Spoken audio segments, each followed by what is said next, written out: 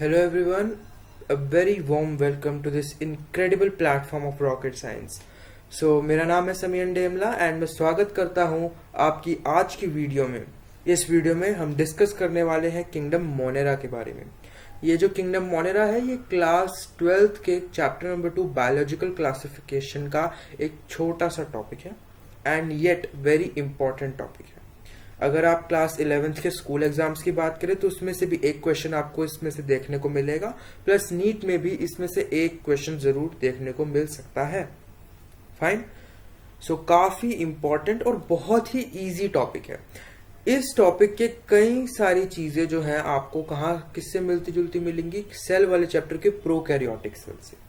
कुछ बातें प्रोकैरियोटिक की सेल की हमें यहाँ पे भी डिस्कस करनी है, जो कि ऑब्वियसली हम करेंगे, प्लस कुछ एक्स्ट्रा चीजें, कुछ एग्जांपल्स भी हमको याद रखने हैं जिनको भी हम याद करेंगे। कोशिश कीजिएगा कि आप इस टॉपिक के बारे में जितना भी याद कर सकते हैं उसको आज की ही क्लास में याद कर जाइएगा। एक्चुअली बायोलॉजिकल क्लासिफिकेशन चैप्टर हमने शुरू करा था, करा नहीं अभी तक, आज कर रहे हैं। इसका जो पहला टॉपिक आता है वो सिस्टम ऑफ क्लासिफिकेशन आता है। मेन तो नहीं है वो, बट उसमें से काफी कम क्वेश्चंस आते हैं। ठीक है, मतलब वो इतना इंपॉर्टेंट टॉपिक नहीं है ना, सिस्टम ऑफ क्लासिफिकेशन। तो हमने सोचा कि पहले हम मोनेरा करेंगे, देन हम पहले सभी किंगडम्स को कर लेंगे, लास्ट में हम सिस्टम ऑफ क्लासिफिकेशन वाला पार्ट को देखेंगे, क्योंकि सिस्टम ऑफ क्लासिफिकेशन में कुछ नहीं है, जस्ट इंट्रोडक्शन है। ठीक है, वैसे मैं यहाँ पे आज स्लाइड्स लगा कर आया था, अगर हमें टाइम मिलता है तो वी विल मैनेज। हम सिर्फ एनसीईआरटी रीडिंग इसकी एक बार करेंगे, बिकॉज उतना इस टॉपिक में काफी है। मोनेरा के अंदर हमें बहुत कुछ पढ़ना है, हम हर एक चीज पढ़ेंगे, आपका एक भी क्वेश्चन नहीं छूटेगा अगर वो मोनेरा में से आया तो मैं आपको बता दूं कि हम कैसे चलने वाले हैं। तो सबसे पहले आज हम मोनेरा को बिल्कुल डिटेल में करेंगे, अगर हो सका तो कुछ सिस्टम ऑफ क्लासिफिकेशन का पार्ट भी करेंगे। आपको इस वीडियो के जो ये पीपीटी है इसके नोट्स डिस्क्रिप्शन बॉक्स में नोट्स का लिंक मिल जाएगा, एक सेपरेट लिंक मिलेगा प्रैक्टिस शीट का। आप मेरे हैंड पिक्ड क्वेश्चंस जो आज हमने पढ़ा उसी टॉपिक से, यानी कि आपको उसमें छाटने की जरूरत नहीं है कि भाई आज ये करा था तो ये क्वेश्चन ही करने, नहीं, उससे बहुत मोमेंटम डिस्ट्रॉय हो जाता है। हम आपको डायरेक्ट वही क्वेश्चंस देंगे जो हमने आज पढ़ाए हुए हैं, एंड उससे बाहर का एक भी क्वेश्चन उसमें नहीं डलेगा प्रैक्टिस शीट में, जिससे कि आपको कोई दिक्कत ना हो। तो बिना कोई देर करे आइए शुरू करते हैं अपने टॉपिक को। ठीक है, तो हमारा जो टॉपिक है उसका नाम है मोनेरा। तो यहाँ पे सबसे पहले ऊपर अपने टॉपिक का नाम लिख लेते हैं। हमारे टॉपिक का नाम क्या है? मोनेरा। ठीक है, मोनेरा।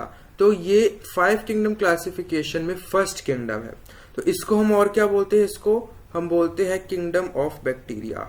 इसको हम किंगडम ऑफ बैक्टीरिया भी कहते हैं, किंगडम ऑफ बैक्टीरिया। अब इसे किंगडम ऑफ बैक्टीरिया क्यों कहा जाता है? बिकॉज एनसीईआरटी में एक लाइन है, ठीक है, बैक्टीरिया, इस एनसीईआरटी में एक लाइन है जो कहती है bacterias are the sole members of this kingdom. Sole members मतलब अकेले मेंबर्स है, सोलो मेंबर्स। ठीक है, तो इधर हम लिख देंगे they are the sole members, sole members. ठीक है, सोल मेंबर्स होते हैं ये, इसलिए इनको किंगडम ऑफ बैक्टीरिया भी कहा जाता है। साथ ही साथ अगली बात जो हमें करनी है वो है कि दीज ऑल आर प्रोकैरियोट्स। ये सभी क्या है? प्रोकैरियोट्स हैं। ठीक है, प्रोकैरियोट्स, इतने प्रो नहीं है ये, बट फिर भी प्रोकैरियोट्स है। एक्चुअली में प्रोकैरियोट्स मतलब प्रिमिटिव कैरियोट्स, यानी कि प्रिमिटिव कैरियोट्स मतलब जिनके पास पुराने तरीके का न्यूक्लियस है। देखिए, प्रोकैरियोट एंड यूकैरियोट को डिवाइड करने का जो एक मेजर जो हमारे पास होता है वो होता है बेसिस, वो होता है हमारा न्यूक्लियस। ठीक है, तो न्यूक्लियस के लिए कैरियर टर्म होता है, एंड ऑब्वियसली प्रोकैरियोट मतलब प्रिमिटिव न्यूक्लियस वाले, जिनके पास प्रिमिटिव जेनेटिक मटेरियल है, लेटेस्ट जेनेटिक मटेरियल नहीं है ना। ऑब्वियसली इनके पास क्या होता है? डबल स्ट्रैंडेड सर्कुलर डीएनए होता है, वो भी ओपन नेकेड डीएनए। ठीक है, कुछ इंपॉर्टेंट पॉइंट्स जो मतलब क्या है, कुछ पॉइंट्स ऐसे हैं जो आपको cell the unit of life वाले चैप्टर में देखने को मिलेंगे, बट एक्चुअल में क्या है, जब आप इस चैप्टर के पीवाईक्यूज प्रैक्टिस करने बैठोगे तो आपको उस चैप्टर से लिंक किए वाले टॉपिक्स मिल जाएंगे इस चैप्टर में, मोनेरा के अंदर। ठीक है, तो हम आज मैं आपको वो टॉपिक वो पॉइंट्स लिखवाऊंगा जो कि PYQs में पूछे गए हैं मोनेरा में से। ठीक है, मतलब जो मोनेरा से जोड़कर पूछे गए, मोनेरा और सेल वाले चैप्टर को जोड़ के। ठीक है, उससे जो पॉइंट्स पूछे गए मैं उसको आपको लिखवाऊंगा। ठीक है, शुरू करते हैं। पहला जो हमारे पास इसमें पॉइंट आता है वो है they do not have histone proteins. Histone proteins, इनके पास क्या नहीं होते? हिस्टोन प्रोटीन्स नहीं होते। देखो वो तो आपको पता ही है कि जेनेटिक मटेरियल ऐसा होता है वैसा होता है, तो वो तो आपको प्रोकैरियोट्स के बेसिक फीचर पता ही होंगे, आप 9th क्लास में पढ़कर ही आए होंगे। ठीक है, तो मैं सीधा मेजर पॉइंट्स पर आता हूँ। ठीक है, इनके पास क्या नहीं है? हिस्टोन प्रोटीन्स नहीं है। अब हिस्टोन क्या होता है? हिस्टोन का एक बार बता देता हूँ। देखिए हिस्टोन हमारे क्या होते हैं, जैसे आपका जो DNA होता है वो काफी लंबा धागा जैसा होता है, ऐसे ऐसे ऐसे ऐसे ऐसे। तो ये ऐसा धागा है। ठीक है, DNA, ये क्या है आपका? DNA। ठीक है, ये आपका DNA है। ठीक है, बट अब हमें क्या करना है? हमें इसको लपेटना है। तो लपेटने के लिए कुछ तो चाहिए होगा, जैसे जो धागे वाली रील होती है उसको हमें क्या करते हैं? सिलेंडर के ऊपर लपेटते हैं, पेपर कार्डबोर्ड का सिलेंडर होता है। तो इसी तरीके से हमारे पास प्रोटीन्स होते हैं छोटे छोटे, जिनको हम बोलते हैं हिस्टोन प्रोटीन्स। ठीक है, ये ऐसे कुछ प्रोटीन्स हमारे पास होते हैं। ठीक है, ये मान लो ये कुछ हमारे पास प्रोटीन्स हैं और इन पर ये जेनेटिक मटेरियल लिपट जाता है। ये जो DNA है आपका, ये ऐसे जाके इस पे ऐसे ऐसे लिपट जाता है। ठीक है, ये इस पे ऐसे ऐसे लिपट जाता है। तो ये इस तरीके से हमारे क्या होती है? कंडेंसेशन होती है। तो कंडेंसेशन में ये हेल्प करता है हमारे। ठीक है, अब इसको इरेज कर देते हैं यहाँ से, बिकॉज हमें और भी चीजें ऐड करनी है हमारी इस स्लाइड पर। तो पहला पॉइंट हमारे पास हो गया कि इनके पास कोई हिस्टोन प्रोटीन्स नहीं होते। जो अगला पॉइंट है हमारे पास, इनके पास कोई सेल ऑर्गेनली नहीं है। They have no cell organelles, no cell organelles organelle. ठीक है, except ribosome. They have ribosome except ribosome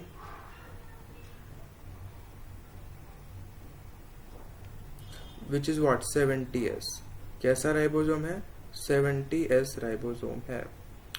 ठीक है, 70S राइबोसोम है। 70S कैसा? एक हमारे पास बड़ी यूनिट आती है 50S की और उसके ऊपर छोटी यूनिट आती है 30S की। तो 30S की छोटी यूनिट एंड उसके ऊपर जो होती है हमारी 50S की बड़ी यूनिट।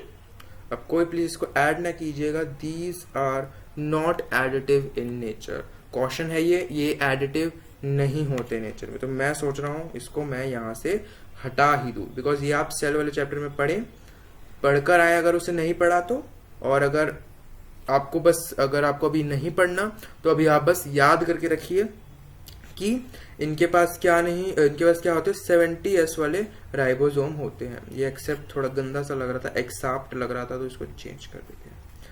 एक्सेप्ट राइबोसोम, एक्सेप्ट, अब ये सही है, एक्सेप्ट राइबोसोम, जो कि होता है हमारा 70S राइबोसोम। अब 70S राइबोसोम की बात तो हो गई, अब आगे बात और बढ़ाते हैं। इनके पास क्या होता है? एक स्लाइमी सी लेयर होती है ऊपर। What they have glycocalyx. उस एक लेयर होती है चिपचिपी सी, which is called glycocalyx. They have glycocalyx,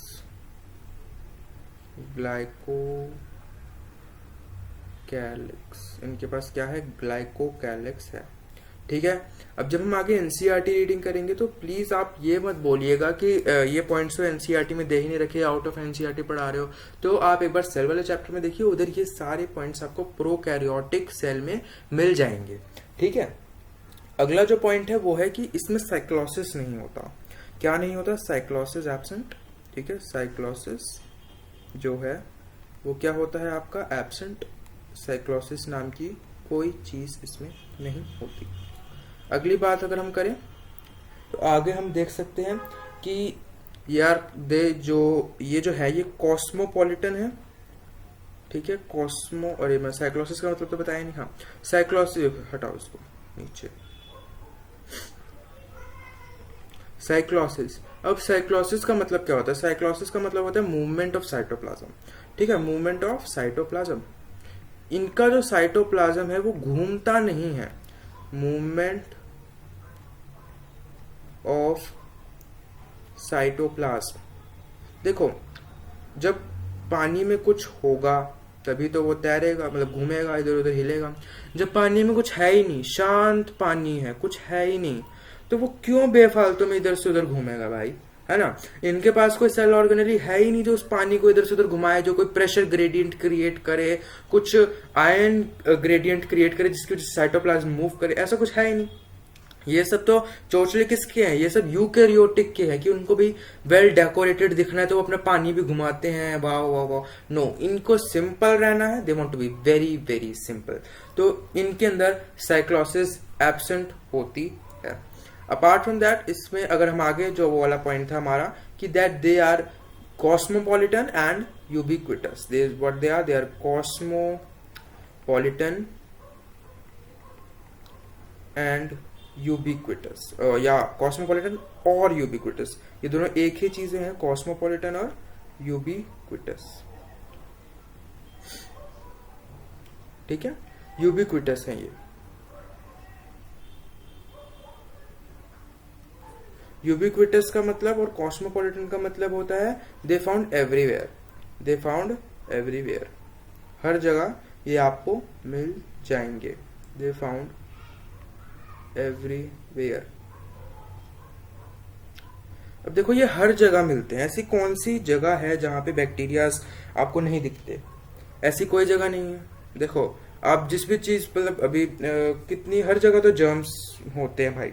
जहां बाहर से भी हम आ रहे हैं वहां पे जर्म्स हैं। ये गर्म से गर्म जगहों पे भी मिलते हैं, ठंडी से ठंडी जगहों में मिलते हैं, बिना ऑक्सीजन के भी मिलते हैं। ऑब्वियसली मिथेनोजेंस जो आपके आर्की बैक्टीरियाज हैं वो एनऑक्सीजनिक है, वो ऑक्सीजन को यूज ही नहीं करते। तो अगर ये ना होते तो क्या होता? अर्थ पे लाइफ ना होती। जो फर्स्ट बैक्टीरियाज ऑक्सीजन बनाने वाले थे और बिना ऑक्सीजन के ऑक्सीजन बनाते थे। Wow, what a great thing, है ना?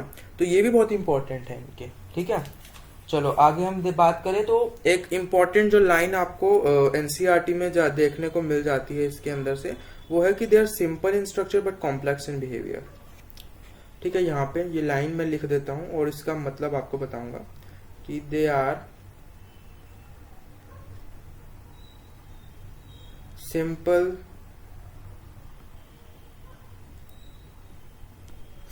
इन स्ट्रक्चर बट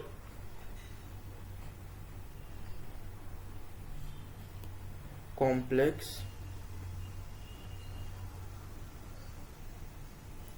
in behavior। ठीक है, ये स्ट्रक्चर में तो काफी सिंपल है बट इनका जो बिहेवियर है ना वो काफी ज्यादा कॉम्प्लेक्स है। स्ट्रक्चर में सिंपल कैसे हैं? ये देखो, स्ट्रक्चर में सिंपल कैसे हैं? ये इनके है ही क्या? बॉडी में क्या है इनके पास? एक खाली डब्बा, ठीक है, सेल, उसके ऊपर एक सेल वॉल, ठीक है, और अंदर ऐसे जेनेटिक मटेरियल और कुछ राइबोसोम, बस। और क्या है? थोड़ा साइटोप्लाज्म है ना? तो इनका जो स्ट्रक्चर है वो काफी सिंपल है, बहुत ज्यादा सिंपल स्ट्रक्चर है। बट इनका जो बिहेवियर, मतलब बिहेवियर इन द सेंस ये थोड़ी ना कि इनका नेचर बड़ा खराब है, ये हर चीज में गुस्सा हो जाते हैं, रूठ जाते हैं, इरिटेटिंग, जेलसी, वो चीजें नहीं है इनके पास। नेचर मतलब इनका जो मेटाबॉलिक जो परफॉर्मेंस है वो बड़ा कॉम्प्लेक्स है। मेटाबॉलिक में कैसे? इनके मोड ऑफ न्यूट्रिशन बड़े अनोखे तरीके के यार। दे show great nutritional diversity. Nutritional diversity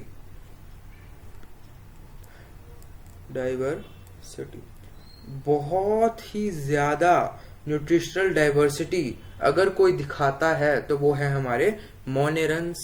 कैसे? ये हेटरोट्रॉफिक भी होते हैं, ऑटोट्रॉफिक भी होते हैं। चलो ठीक है, यहाँ तक तो ठीक है। हेटरोट्रॉफिक में सैप्रोफिटिक भी होते हैं, पैरासिटिक भी होते हैं। ओके। ऑटोट्रॉफिक में कीमो ऑटोट्रॉफिक भी होते हैं, फोटो ऑटोट्रॉफिक भी होते हैं। अब कीमो कैसे होते हैं? कीमो मतलब केमिकल से बनाते हैं, nitrogen fixing bacterias. Photo autotrophic भी होती है, ब्लू ग्रीन एल्गी। ठीक है। अब ये ऑटोट्रॉफिक में भी ऑक्सीजनिक होते हैं, एन ऑक्सीजनिक होते हैं। ठीक है, यानी कि ऑक्सीजन से भी काम कहीं चला लेते हैं, कहीं बिना ऑक्सीजन के भी चला लेते हैं। कुछ ऑब्लिगेट ऑक्सीजनिक होते हैं और कुछ ऑब्लिगेट एन ऑक्सीजनिक होते हैं, कि चलो वैसे तो हम ऑक्सीजनिक है, बट अगर ऑक्सीजन नहीं मिली तो कोई बात नहीं, हम एन ऑक्सीजनिकली भी काम चला लेंगे। या तो वैसे हम एन ऑक्सीजनिक है और अगर हमें ऑक्सीजन मिल भी गई तो भी हम काम चला लेंगे। तो ये जो बहुत बड़ा इन्होंने रेंज फैला रखी है ना, कि हर न्यूट्रिशन में हम हाथ मारेंगे जाके, वो चीज इनको कॉम्प्लेक्स इन बिहेवियर बना देती है। अगला जो point we have to note it down is कि इनकी जो सेल वॉल है वो बनी है पेप्टिडोग्लाइकैन की। इनकी जो सेल वॉल है वो बनी है, cell wall is made up of पेप्टिडोग्लाइकैन।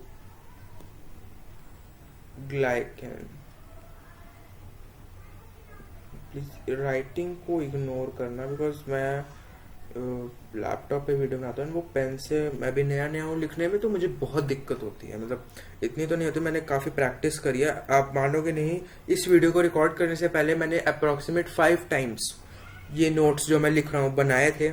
ठीक है, ये नोट्स अपने हाथों से इसी पेन टैबलेट की हेल्प से बनाए थे। एंड तब मैंने इतनी प्रैक्टिस करने के बाद मैं ये बना पा रहा हूँ, वरना मुझे ऐसे लिखने में काफ़ी दिक्कत होती, कोऑर्डिनेशन ही नहीं बैठ पाता था। तो थोड़ा राइटिंग में, क्योंकि तभी बोल रहा हूँ एक एक वर्ड साथ में, cell wall is made up of peptidoglycan. अगर आपको मतलब मैं थोड़ा जल्दी बोल दूँ तो प्लीज़ थोड़ा स्लो करके सुन लेना, मैं हर एक वर्ड बोल रहा हूँ। ठीक है, प्लीज़ ट्राई टू अंडरस्टैंड। ठीक है, मैं हर एक वर्ड तभी बोल रहा हूँ बिकॉज मुझे पता है कि राइटिंग इतनी साफ नहीं आ रही है। Cell wall is made up of what? Peptidoglycan. अब जो बच्चे एनसीईआरटी को काफी अच्छे से रीड करते हैं वो बोलेंगे कि जो एनसीईआरटी में टेबल दे रखा है ये वाला, इस टेबल के अंदर हमें क्या दे रखा है यहाँ पे? Polysaccharide plus amino acids. अब पॉलीसेक्राइड प्लस एमाइनो एसिड्स को ही हम पेप्टिडोग्लाइकैन बोलते हैं। ठीक है, इसी को हम क्या बोलते हैं? पेप्टिडोग्लाइकैन बोलते हैं। तो ये मैंने आपको बता दिया, मैं यहाँ लिखूंगा नहीं। ठीक है, आगे मैं बात करूं आपसे, तो अब हम बात करेंगे शेप्स ऑफ बैक्टीरिया की। किसकी? शेप्स ऑफ बैक्टीरिया की। तो यहां तक हमारे जो मेजर पॉइंट्स थे वो खत्म हो गए। ठीक है, मतलब अभी जो इंट्रोडक्शन वाले थे मोनेरा के वो खत्म हो गए। ठीक है, अब हमारे पास जो अगला टॉपिक आया है वो क्या है? Shapes of bacteria. Shapes of bacteria. अब जो बैक्टीरियाज होते हैं वो 4 तरीके की शेप्स में हमें मिलते हैं। ठीक है, एनसीईआरटी में वैसे फोटो दे रखी है, बट मैं भी फोटो बनाऊंगा। फोटो तो नहीं बनाऊंगा, डायग्राम बनाऊंगा। तो जो हमारे पास पहली शेप आती है वो है हमारी स्फेरिकल कोकस। ये आपके पास स्फेरिकल बैक्टीरियाज हैं। ठीक है, these are what? Spherical bacterias and these are spherical coccus.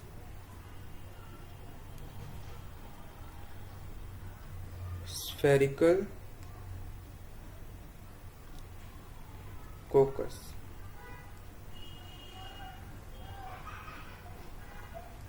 ठीक है, इनको क्या बोलते हैं? कोकस, या प्लूरल में कोकाई। ठीक है, इनके लिए एक इंपॉर्टेंट पॉइंट मैं आपको लिखवा दूं कि ये जो है नॉन मोटाइल है, ये हिल नहीं सकते बिकॉज इनके पास, आप देख रहे हैं, कोई फ्लैजेला नहीं है। They are non motile. ठीक है, अगला जो पॉइंट हमारे पास इसमें आता है इसी के अंदर कि ये लीस्ट फाउंड है। लीस्ट फाउंड यानी कि सबसे कम जो कोई वैरायटी है बैक्टीरिया की वो कोकस ही है। लीस्ट फाउंड या लीस्ट कॉमन भी बोल सकते हो आप। लीस्ट फाउंड या लीस्ट कॉमन, और ये है non motile because they do not have any flagella. तो ये हमारे पास हो गई फर्स्ट। सेकंड अगर मैं देखूं तो सेकंड हमारे पास कौन सी है? बैसिलस या बैसिलाई। ठीक है, और जो कि हमारे होते हैं रॉड शेप्ड, ऐसे कुछ रॉड शेप्ड हमारे पास क्या है? बैक्टीरिया जिनको हम बोलते हैं बैसिलस या बैसिला। इनके अंदर स्पोर्स भी बनते हैं, ठीक है। ये है हमारे क्या, बैसिलर। Rod shaped bacillus. आपने नाम सुना है लैक्टोबैसिलस, है ना, जो कर्ड मेकिंग बैक्टीरिया है, ठीक है। एंड ये जो है आपका मेजोरिटी ऑफ बैक्टीरिया यही शेप के होते हैं।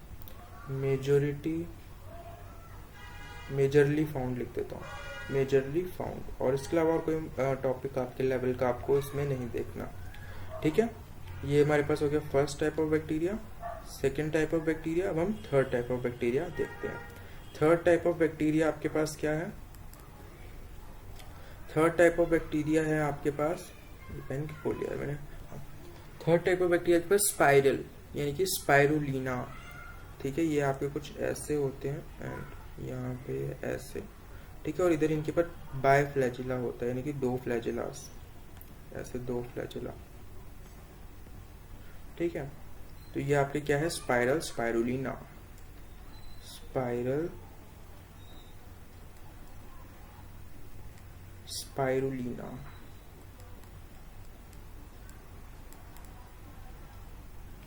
ठीक है। और इनके लिए एक इम्पॉर्टेंट है कि इनके पास होता है फ्लैजिला, दे आर फ्लैजिलेटेड और usually बायफ्लैजिलेटेड, बायफ्लैजिलेटेड।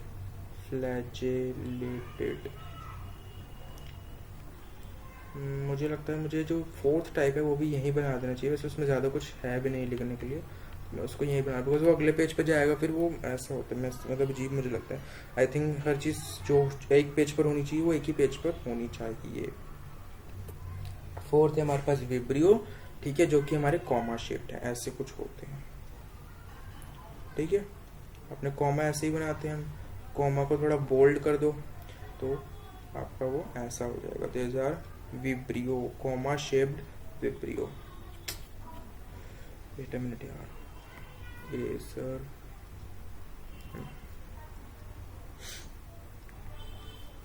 Comma shaped vibrio, comma shaped vibrio, ठीक है। आपने सुना विब्रियो को लाए, वो कॉमा शेप्ड होते हैं, ठीक है। तो ये आपके पास है ये नोट्स, ठीक है। अगर आप चाहो तो इनका स्क्रीनशॉट ले लो, वैसे पीपीटी आपको मिलेगी। कई बार क्या होता है जैसे डाउनलोड नहीं हो पाती लिंक से, कई बच्चों को जैसे कई बार एक्सेस नहीं मिल पाती कईयों को, बिकॉज मैं एक्सेस वैसे रोकता तो नहीं हूँ एक्सेस में किसी के लिए, बट कई बार होता है कई बच्चे उसको डाउनलोड नहीं कर पाते तो उनके मेल्स आते हैं कि प्लीज एक्सेस अलाउ कर दो, ठीक है। तो वो आपको दिक्कत ना हो तो मैं आपको कहूँगा आप स्क्रीनशॉट ही ले लीजिए, ज़्यादा कुछ बड़ी चीज़ है नहीं, ये एक पेज है, उसके बाद 2-3 पेजेस पे हमारा पूरा मोनेरा खत्म हो जाएगा, फिर एनसीईआरटी है उसके पास सारी। तो डाउनलोड करने का फायदा नहीं है, इतनी बड़ी फाइल डाउनलोड करोगे उससे अच्छा 4 फोटो ही संभाल के रख लो, है ना, या तो आप हाथों हाथ इसको नोट डाउन कर लो, अपनी नोटबुक में लिख लो। मैं 2 मिनट के लिए यहाँ पे मैंने ये पेज खोल रखा है, इसका स्क्रीनशॉट ले लो, पॉज करके फटाफट लिख लो। अब मैं आगे बढ़ रहा हूँ, आगे बढ़ते हैं। आगे हम बढ़े तो आगे हमें और कुछ इंपॉर्टेंट पॉइंट्स जो हैं डिस्कस करने चाहिए, वैसे मेरे को नहीं लगता अब उनकी आगे जरूरत है, बिकॉज यहाँ पे हमने काफी सारे इंपॉर्टेंट पॉइंट्स डिस्कस कर लिए हैं। अब हम सीधा जंप करेंगे हमारे न्यूट्रिशन इन बैक्टीरियाज पे। मैं पूरी एनसीईआरटी के उससे चल रहा हूँ, ठीक है। और एनसीईआरटी में क्या है, आपको सिर्फ मोनेरा का इंट्रोडक्शन देकर ना 4 लाइन का इंट्रोडक्शन देकर सीधा आर की और वो यू पे चले गए हैं। उन्होंने कोई आपको न्यूट्रिशन के बारे में नहीं बताया कि किस तरीके से न्यूट्रिशन होता है, कैसे कैसे होता है, फिर बाद में क्वेश्चन पूछ लेते हैं काफी डिटेल वाला, ठीक है। तो आपको यहाँ पे मैं क्या करूंगा, पूरा पहले न्यूट्रिशन पढ़ा दूंगा और उसके बाद हम जो मेजर फीचर्स है यू बैक्टीरिया और आर की बैक्टीरिया के उनको देख लेंगे, है ना, काम खत्म हो जाएगा हमारा। तो न्यूट्रिशन इन बैक्टीरिया पर आते हैं, न्यूट्रिशन इन बैक्टीरिया पर आ जाते हैं हम, ठीक है। तो हमारा जो आपका टॉपिक है वो क्या है, न्यूट्रिशन इन बैक्टीरिया। अभी जो बैक्टीरियाज है, जैसे कि हमने अभी लास्ट स्लाइड में देखा कि ये जो बैक्टीरियाज हैं काफी वास्ट दिखाते हैं अपने nutrition, bacteria vast type of nutrition दिखाते हैं, है ना, मैक्सिमम न्यूट्रिशनल डाइवर्सिटी, जिसको हमने बोला था, शो करते हैं। ठीक है, तो अब हम न्यूट्रिशन एंड बैक्टीरिया पर आ गए हैं। तो ये हेटेरोट्रॉफ्स भी होते हैं, फोटोसिंथेटिक भी होते हैं, कीमोसिंथेटिक भी होते हैं। ठीक है, these are heterotrophs, photosynthetic and chemosynthetic. तो यहाँ पे ये हम लिख लेते हैं, these are what, heterotrophs, heterotroph, photosynthetic,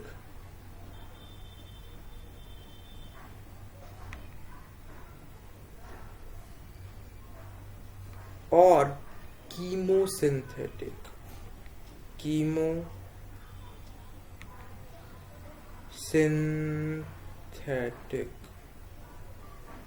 यानी कि ये अपना जो न्यूट्रिशन है वो दूसरों की बॉडी से या दूसरे ऑर्गेनिजम्स को खा के भी डिराइव कर सकते हैं, लाइट की हेल्प से खुद का खाना बनाकर भी डिराइव कर सकते हैं, केमिकल्स की हेल्प से भी खुद का खाना डिराइव कर सकते हैं। ठीक है, आगे अगर मैं आपसे बात करूं तो सबसे पहले हम बात कर लेते हैं फोटोसिंथेटिक बैक्टीरियाज की, फोटोसिंथेटिक बैक्टीरियाज की। ठीक है, हेटेरोट्रॉफ्स के बारे में मैं ज्यादा बात नहीं करनी, बिकॉज हेटेरोट्रॉफिक न्यूट्रिशन हमारे सिलेबस में बैक्टीरियाज का तो नहीं है। ठीक है, सबसे पहले हम बात कर लेते हैं फोटोसिंथेटिक बैक्टीरियाज की। इसको हम लिखेंगे ग्रीन कलर से, बट सबसे पहले यहाँ पे मैं एक लाइन खींच लेता हूँ ताकि ये जो हमारा पॉइंट है ये मतलब ये ऊपर का अलग रहे और नीचे का हमारा ऑटोट्रॉफिक वाला अलग रहे।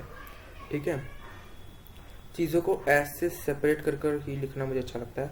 ठीक है, मैसी चीज़ें अच्छी नहीं लगती, ऑब्वियसली किसी को भी नहीं लगती होंगी, किसको लगती है। ठीक है, फोटोसिंथेटिक बैक्टीरिया के बारे में बात करते हैं। Photosynthetic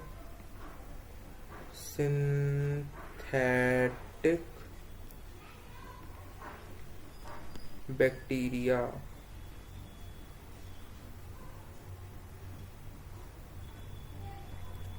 photosynthetic bacteria. ठीक है, फोटोसिंथेटिक बैक्टीरिया। अब फोटोसिंथेसिस का मतलब हम सबको ही पता है कि लाइट की हेल्प से अपना खाना डिराइव करना। अब एक्चुअल में क्या होता है, जैसे प्लांट्स फोटोसिंथेटिक ऑर्गेनिजम्स हैं, उनके पास एक स्ट्रक्चर है लीफ जिसमें फोटोसिंथेसिस होता है। ऐसे ही बैक्टीरियाज के पास भी एक स्ट्रक्चर होता है जिसको हम कहते हैं क्रोमैटोपोर या क्रोमैटोफोर, कुछ भी बोल सकते हैं आप। ठीक है, जिसको हम क्या बोलते हैं,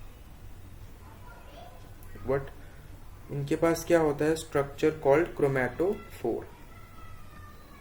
दे have structure called chromatophore.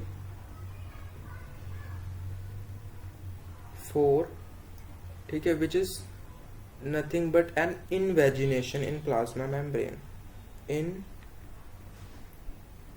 vagination of plasma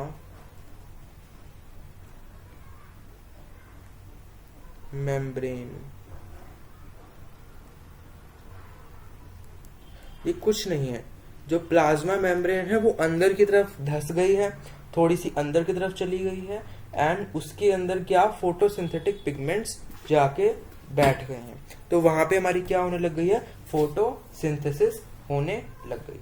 ठीक है, आगे हम बात करते हैं। तो इसके अंदर ना हमारे पास दो तरीके के बैक्टीरियाज आ जाते हैं, दो पिगमेंट्स आ जाते हैं। सबसे पहले बैक्टीरिया बोलिए, पहले हम पिगमेंट की बात कर लेते हैं। हमारे पास इसमें दो पिगमेंट है। ठीक है, इसके अंदर क्या है, पिगमेंट्स हैं हमारे। तो जो हमारे पिगमेंट हम सबको पता है, जैसे प्लांट्स में होता है क्लोरोफिल। ठीक है, इसके अंदर कुछ अलग पिगमेंट है। पिगमेंट कौन से हैं, बैक्टीरियोविरिडिन एंड बैक्टीरियोपरप्यूरिन। तो सबसे पहले हम लिख देते हैं बैक्टीरियोविरिडिन। ठीक है, बैक्टीरियोविरिडिन।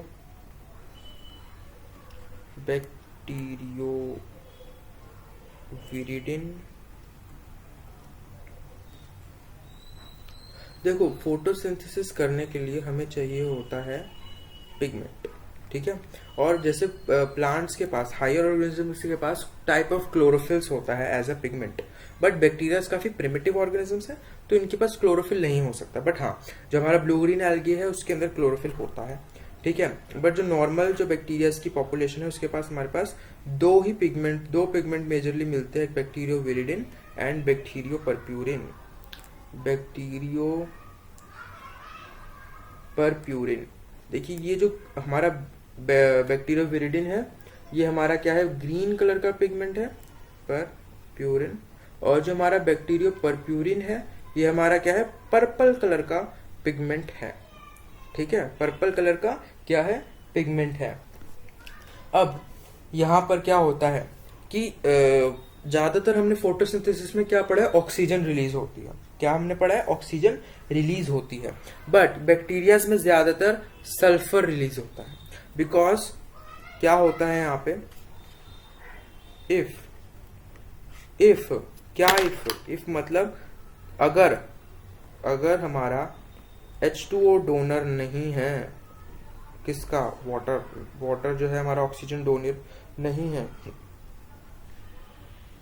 H2O इज नॉट, डोनर छोड़ो, आप डोनर से कंफ्यूज हो गए, नॉट प्रेजेंट, H2O नहीं है या H2O को यूज नहीं करते रिएक्शन में, then they use H2S use करते हैं एंड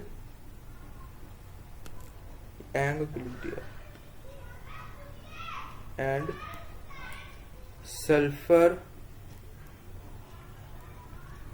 गैस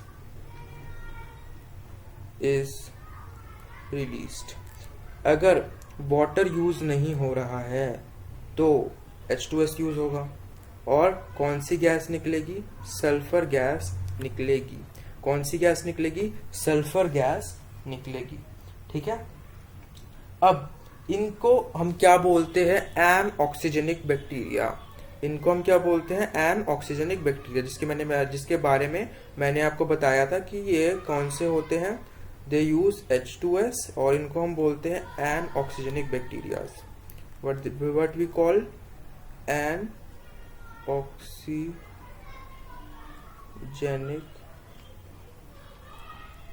बैक्टीरिया।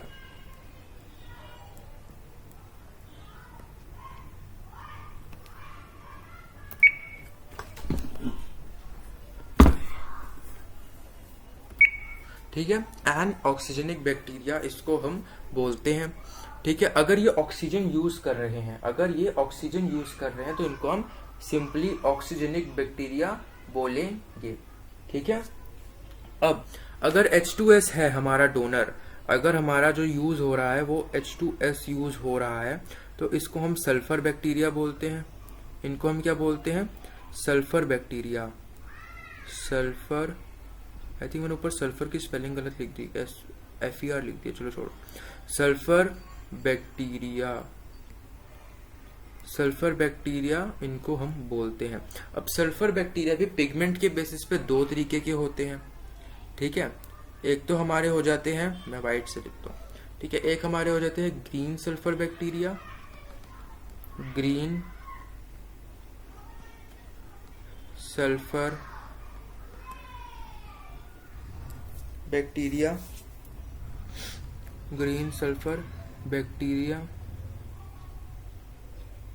एंड एक हमारे होते हैं purple sulphur bacteria. Purple sulphur bacteria, ठीक है। अब जो हमारे बैक्टीरियो विरिडिन यूज करते हैं वो हमारे ग्रीन सल्फर बैक्टीरियाज, और जो हमारे बैक्टीरियो परप्यूरिन यूज करते हैं वो हमारे कौन से हो गए, हमारे पर्पल सल्फर बैक्टीरियाज, ठीक है। तो आप ये इनके कलर से ऐसे मेमोराइज तो मेरे को नहीं लगता आपको हो पाएगा यार, जब आप अगर नोट्स आप साथ नहीं बना रहे तो यहाँ पे लिख लो कि ये कैसे होते हैं, ग्रीन होते हैं, ठीक है। ये कैसे होते हैं, ग्रीन, और ये कैसे होते हैं हमारे पर्पल, ठीक है। तो ये वाला जो है ये हमारे कौन से यूज़ करते हैं, बैक्टीरियो विरिडिन यूज़ करते हैं, सॉरी ये वाले बैक्टीरियो परप्यूरिन यूज़ करते हैं, पर्पल है ना, तो बैक्टीरियो परप्यूरिन, और ये ग्रीन वाले बैक्टीरियो विरिडिन यूज़ करते हैं। ठीक है, और इसके अगर एग्जाम्पल मैं आपको बता दूं तो ज़्यादा मेरे को लगता है सही रहेगा। वैसे एनसीईआरटी में दे नहीं रखे, कोई बात एग्जाम्पल लिख लो ना, कभी आ जाते पर नज़र मार लेना। ठीक है, तो ग्रीन सल्फर बैक्टीरिया के अगर आप एग्जाम्पल देखो तो क्लोरोबियम आपको यहाँ पे मिल जाता है। ठीक है, दिख रहा है आपको येलो कलर से, मुझे नहीं लगता ये लोगो बना पड़ा ना हमारा, तो इस पे मैं कौन से कलर से लिखूं, ग्रीन से लिख देता हूँ। इधर आपका कौन सा है, क्लोरोबियम, क्लोरोबियम, ठीक है, क्लोरोबियम। और यहाँ पर आपका कौन सा है, एक एग्जांपल थाइसोपाइरूलियम, थाइसोपाइरूलियम,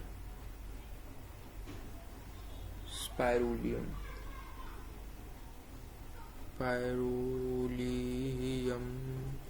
ठीक है, काफी बड़ा नाम है, पर आपको मर्जी है, मतलब याद करना है कर लीजिए, ठीक है, नहीं करना है तो छोड़ दीजिए, पर मेरे हिसाब से आप एक बार लिख के रख लो।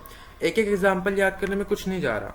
ठीक है, मेडिकल कॉलेज में जाओगे तो भर भर के एग्जाम्पल याद करने पड़ेंगे। चलो मेडिकल कॉलेज में नहीं जाओगे, आपने बोला कि कई बच्चे बोलते हैं हमें डॉक्टर नहीं बनना, कुछ ना कुछ तो करोगे ना बायो में, या ऐसी ले ली जबरदस्ती मिल गई तो पढ़ना तो है ही, तो इसी बहाने याद रख लो।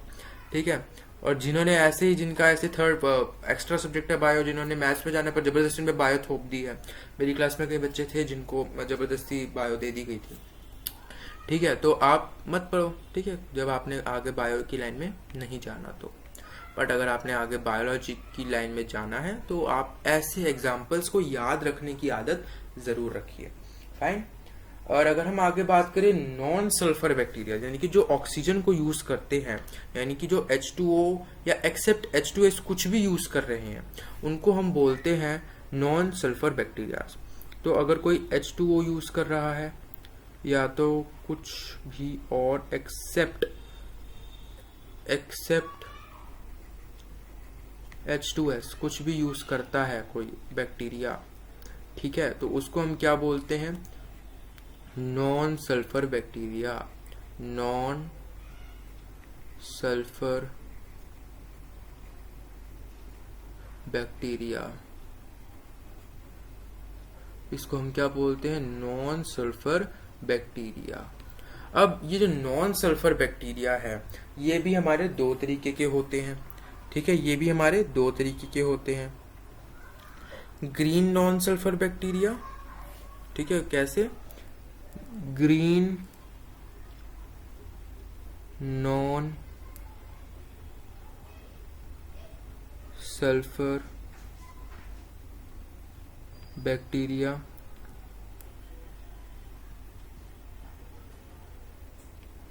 ठीक है, या तो हमारे कौन से होते हैं, purple non sulphur bacteria, purple non sulphur bacteria. ठीक है, पर्पल नॉन सल्फर बैक्टीरिया। इनके एग्जांपल्स मत याद रखो, वैसे तो ग्रीन नॉन सल्फर का बोल देता हूँ, क्लोरोनीमा एंड पर्पल नॉन सल्फर का होता है रोडोस्पाइरुलिना, ठीक है, या रोडोस्पाइरुलम एंड रोडोसुडोमोनास। ठीक है, ये दोनों ही हमारे क्या है, नाइट्रोजन फिक्सर्स हैं। ठीक है, तो वैसे मेरे को लगता है आपको नाम सुन के ही अटैक आ गया होगा कई बच्चों को, काफी अजीब से नाम है, बट कोई बात नहीं, आपकी एनसीईआरटी में नहीं है, आप याद मत रखना, 12th की एनसीईआरटी में आएंगे तब याद रखना, अभी मत करो। ठीक है, यहाँ पे हमारा फोटोसिंथेटिक बैक्टीरिया की कथा समाप्त होती है। आगे अब हम बढ़ते हैं हमारी कहानी को लेके कीमोसिंथेटिक बैक्टीरियाज पे।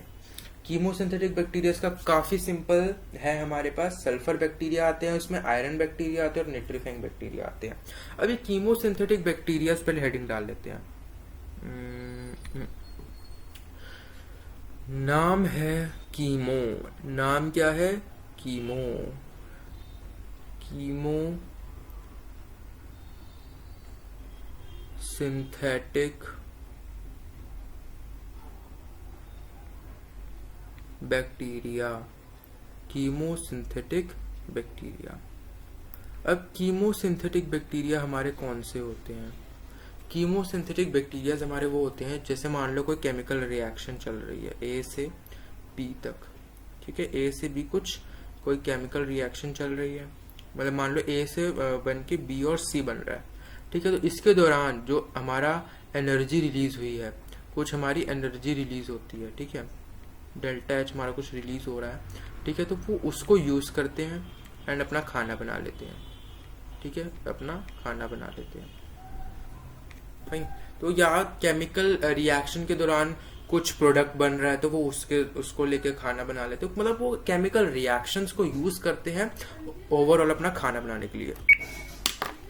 आ रहा हूं है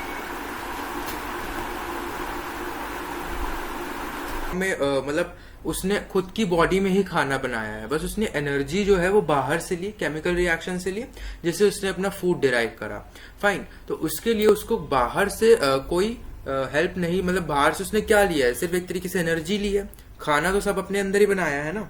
तो इस तरीके से इसे हम कीमोसिंथेटिक या कीमो ऑटोट्रॉफिक न्यूट्रिशन बोलते हैं, ठीक है। इसे हम क्या बोलते हैं? कीमो ऑटोट्रॉफिक या कीमो सिंथेटिक। फाइन। आगे अगर हम बात करें हैं, बना ले तू वीडियो। आपने बोला था मुझे, कीमोसिंथेटिक बैक्टीरिया जो है हमारे 3 तरीके के होते हैं। फर्स्ट हमारा वही ऑटोट्रॉफिक बैक्टीरिया जो होते थे, वो कुछ उसमें से कीमोसिंथेटिक भी होते हैं, जैसे कि सल्फर बैक्टीरियाज, ठीक है, चाहे वो अब आपके नॉन सल्फर हो या दूसरे वाले सल्फर हो, बट वो सल्फर वाले, नॉन सल्फर तो नहीं सकते, सॉरी, सल्फर बैक्टीरिया जो आपके होते हैं वो कीमोसिंथेटिक भी हो सकते हैं कुछ। फाइन। कुछ आपके आयरन बैक्टीरिया, यानी कि जो आयरन यूज करते हैं, यानी कि आयरन रिलेटेड रिएक्शन से अपना न्यूट्रिशन डिराइव करते हैं, उनको हम बोलते हैं आयरन बैक्टीरिया। उनको हम क्या बोलते हैं? Iron bacteria. हमारे पास आते हैं निट्रीफाइंग बैक्टीरियाज। निट्रीफाइंग वो बैक्टीरियाज होते हैं जो नाइट्रोजन फिक्सेशन में हेल्प करते हैं। ये कुछ रिएक्शंस को यूज करते हैं, उन पर्टिकुलर रिएक्शंस को आपको समझना है। जैसे अमोनिया, जो आपका अमोनिया है वो NO2 में कन्वर्ट होता है, उस रिएक्शन को ये यूज करते हैं, एक तो एनर्जी डिराइव करने के लिए। अगला जो आपके पास दूसरा रिएक्शन होता है, NO2 से NO3 जब बनता है, ठीक है, NO2 से आपका क्या बनता है? NO3। उस रिएक्शन को भी ये लोग यूज करते हैं। फाइन। ये हमें पढ़ना है। इनके एग्जाम्पल्स अगर आप याद रखना चाहते हैं तो एग्जाम्पल्स वैसे आपको याद रखने चाहिए। Sulphur bacterias, thiobacillus, BACILLUS, thiobacillus. Now another example of iron bacteria, ferrobacteria. हमें पता है कि आयरन का साइंटिफिक नेम होता है फेरस, एंड उसी के नाम पर हमारे पास है फेरोबैक्टीरिया।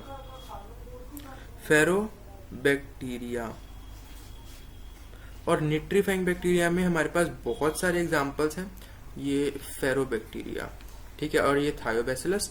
अब यहाँ पे आप देख सकते हो बैसिलस मतलब क्या है? ये बैसिलस मतलब रॉड शेप्ड है ना, तो यहाँ पे आप एप्लीकेशन उस हमारी शेप्स वाले की लगा सकते हो। इसके अंदर हमें मिलते हैं निट्रोसोमोनास, मैं एक ही लिख रहा हूँ यहाँ पे,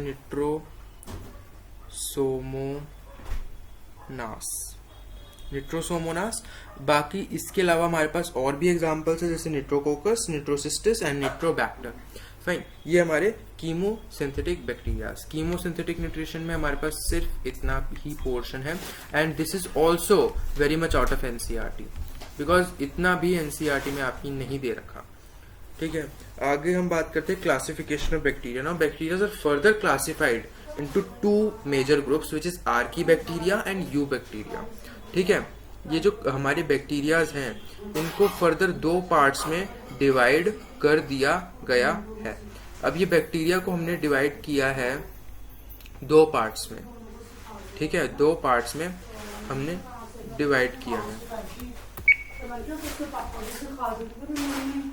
एक तरीके से हैं ये है हमारा आर्की बैक्टीरिया, ARCHEABACTERI,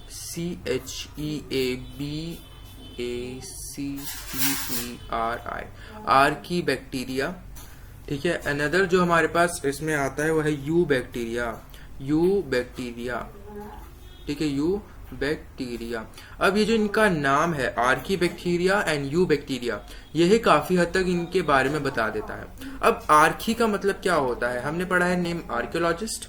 ठीक है, आर्कियोलॉजिस्ट के बारे में हमें पता है। तो आर्कियोलॉजिस्ट क्या करते हैं, पुरानी चीजों को स्टडी करते हैं। They study about the older things. Fine. तो आर्की बैक्टीरियाज वो बैक्टीरियाज होते हैं जो प्रिमिटिव तरीके के हैं। दीज आर प्रिमिटिव बैक्टीरियाज, ये पुराने जमाने के बैक्टीरियाज हैं। अब जब अर्थ के अंदर ऑक्सीजन नाम की कोई चीज थी ही नहीं स्टार्टिंग में, तो तब भी बैक्टीरियाज अर्थ पर सरवाइव करते थे। Extreme conditions, extreme warm climate, extreme cold climate में दे कैन सरवाइव, बिकॉज उस तरीके की अडेप्टेशंस इनके पास हैं। बिकॉज ये बहुत प्रिमिटिव है, पुराने टाइम से है। पुराने टाइम पे अर्थ इतनी ज्यादा रहने लायक जगह नहीं थी। That's why they are very reliable to heat, salt and an oxygenic environment. Fine. तो अब इसके पीछे भी एक रीजन होना चाहिए why they are so extreme conditions. ये हार्श कंडीशंस में इतना अच्छे से कैसे रह लेते हैं, बिकॉज इनके पास एक लेयर होती है स्यूडोमोरीन की। ठीक है, they have a layer of स्यूडोमोरीन।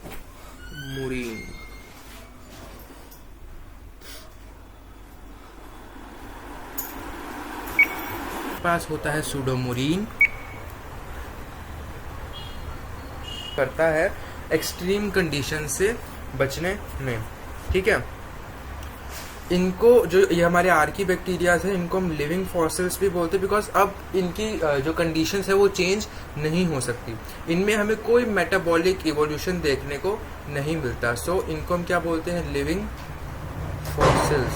अब फॉसिल्स वो चीज होती है जो कि काफी पुरानी है एंड अब उसमें कोई चेंज नहीं आ रहा, बट वो नॉन लिविंग होती है। तो ये लिविंग फॉसिल है, यानी कि ये जो लिविंग है बट फिर भी इनकी बॉडी में कोई चेंज नहीं आता।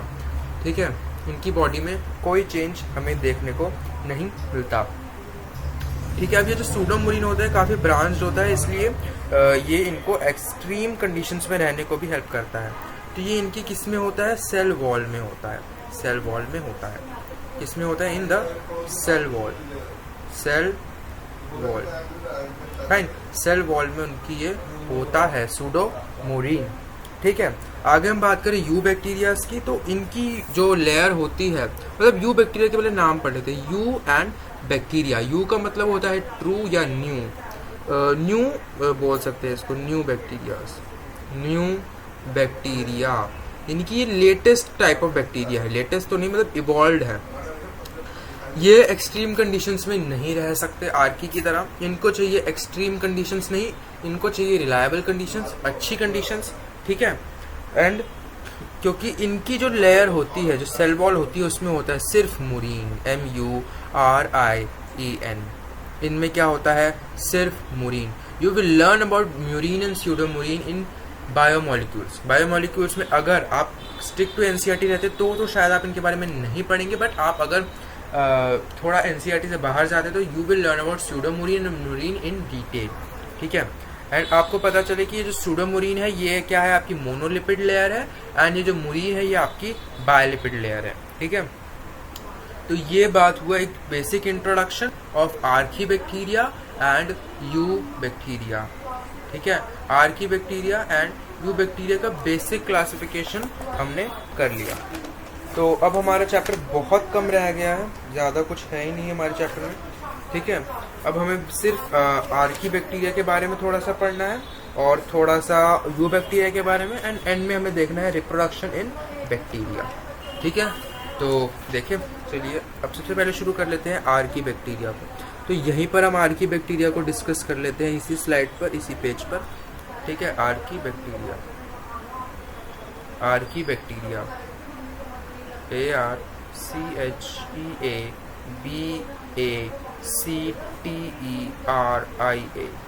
Archie bacteria.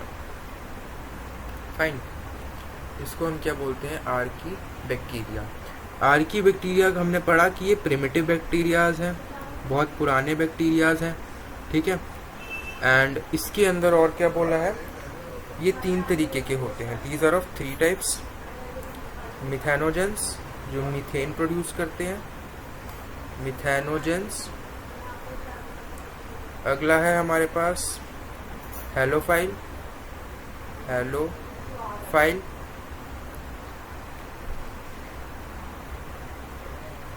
And thermoacidophile, thermo acidophile.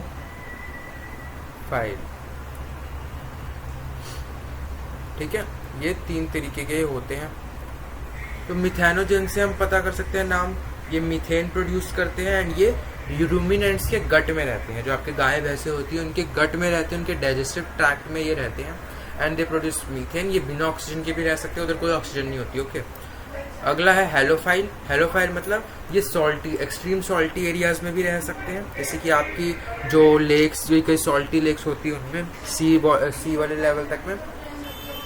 अगला है थर्मो एसिडोफाइल, ये काफ़ी एसिडिक और गर्म जगहों पर भी ये बैक्टीरियाज रह सकते हैं। तो इससे ज़्यादा कुछ नहीं है उसके अंदर। ठीक है, हाँ, एक चीज़ जो हमें आर्की बैक्टीरिया के बारे में पढ़नी चाहिए कि उनके पास हिस्टोन जैसे प्रोटीन्स हैं। ठीक है, they have histone like proteins, but they have histone like proteins. इनके पास क्या है, histone like proteins, फाइन, जिनको हम बोलते हैं इंट्रॉन्स। ठीक है, इनको हम क्या बोलते हैं, इंट्रॉन्स, इंट्रॉन्स। एक्चुअल में ये कोई प्रोटीन तो हम इसे एग्जैक्ट नहीं बोल सकते। एक्चुअल में क्या है, डीएनए भी एक तरीके का प्रोटीन है। तो ये डीएनए के ही अनएक्सप्रेसिव पार्ट्स हैं। ठीक है, ये कुछ अनएक्सप्रेसिव पार्ट्स है डीएनए के, जो इकट्ठे हो जाते हैं, एक प्रोटीन की तरह काम करते हैं, जिसके आसपास डीएनए लिपट जाता है। ये एक यूकैरियोटिक कैरेक्टर है, जो कि आर्की बैक्टीरिया में हमें एक्सक्लूसिवली देखने को मिल जाता है। फाइन, पार्ट है, आई थिंक उसको हमें एनसीईआरटी से पढ़ लेना चाहिए। एक बार आर्की बैक्टीरिया को भी पढ़ लेंगे और यू बैक्टीरिया को भी एनसीईआरटी से कवर कर लेंगे। ठीक है, एनसीईआरटी वाला पेज खोल लेते हैं हम, आर्की बैक्टीरिया। ठीक है, ये सबसे पहले हम आर्की बैक्टीरिया का छोटा सा पैराग्राफ है, इसको कवर करते हैं। तो हमारे पास क्या है, आर्की बैक्टीरिया हमारा टॉपिक है। तो रीडिंग स्टार्ट करते हैं, अपनी एनसीईआरटी साथ खोल लीजिए। These bacteria are special since they live in some of the most harsh habitats. काफ़ी harsh habitats में रहते हैं, such as extreme salty areas, halophiles, hot spring, thermoacidophiles यानी कि गर्म जगहों में, marshy areas, methanogens, ये ruminant के guts में भी रहते हैं। ठीक है, Archaea bacteria differ from other bacteria in having different cell wall structure and this feature is responsible for their survival in extreme condition. ये मैंने क्या बोला था आपको, pseudomorine होता है इनके पास। Methanogens are present in the gut of several ruminants, animals such as cows and buffaloes. They are responsible for the production of methane biogas from the dung of these animals. Methane का methane आपने CNG पढ़ा होगा, methane उसमें भी डलता है। Approximate 90% methane होता है आपका सीएनजी में। फाइन, आगे बढ़ते हैं। आगे हम बात करें यू बैक्टीरिया की, तो यू बैक्टीरिया में there are thousands of different eubacteria और ट्रू बैक्टीरिया। ट्रू बैक्टीरिया में सही बोल रहा था। ठीक है, यू बैक्टीरिया या true bacterias they are characterized as the presence of rigid cell wall and if motile a flagellum. अगर मोटाइल है तो फ्लैजेला भी इनके पास होता है। पापा जी बात थोड़ी धीरे कर लो, 5 मिनट के लिए बस। Also referred as blue green algae have chlorophyll similar to green plant and are photosynthetic autotroph. अब जो हमारी क्लोरोफिल जिसके पास है वो है हमारे साइनोबैक्टीरिया, जिसको हम ब्लू ग्रीन एल्गी भी बोलते हैं। अर्लियर क्योंकि ये फोटोसिंथेसिस करते हैं और ग्रीन दिखते हैं देखने में, तो इनको क्या कर दिया था, एल्गी वाले ग्रुप में क्लासीफाई कर दिया था। प्लांट किंगडम के अंदर इसको हम पढ़ते थे। ठीक है, बट लेटर पता चला कि एक तरीके का बैक्टीरिया है, तो बाद में इसको मोनेरा के अंदर डाल दिया गया। ठीक है, तो ग्रीन प्लांट की तरह इनके पास क्लोरोफिल होती है। ये फोटोसिंथेटिक ऑटोट्रॉफ्स हैं। द साइनोबैक्टीरियाज आर यूनिसेलुलर, ये यूनिसेलुलर होते हैं, कोलोनियल भी हो सकते हैं, फिलामेंटस भी हो सकते हैं, फ्रेश वाटर या मरीन या टेरेस्ट्रियल एल्गी की तरह भी हो सकते हैं। यूनिसेलुलर मतलब एक सेल की तरह भी रह सकते हैं, कोलोनियल मतलब 4-5 सेल एक साथ मिलके भी काम कर सकती है, या फिलामेंट धागों की तरह भी एक दूसरे के साथ जुड़कर रह सकते हैं। The colonies are generally surrounded by gelatinous sheath जो कॉलोनीज होती हैं ये जनरली जेलेटिन की एक शीट से लिपटी हुई होती हैं जो कि इनको प्रोटेक्शन प्रोवाइड करता है. They often form blooms in polluted water bodies. Some of these organisms can fix atmospheric nitrogen in specialized cells called heterocyst.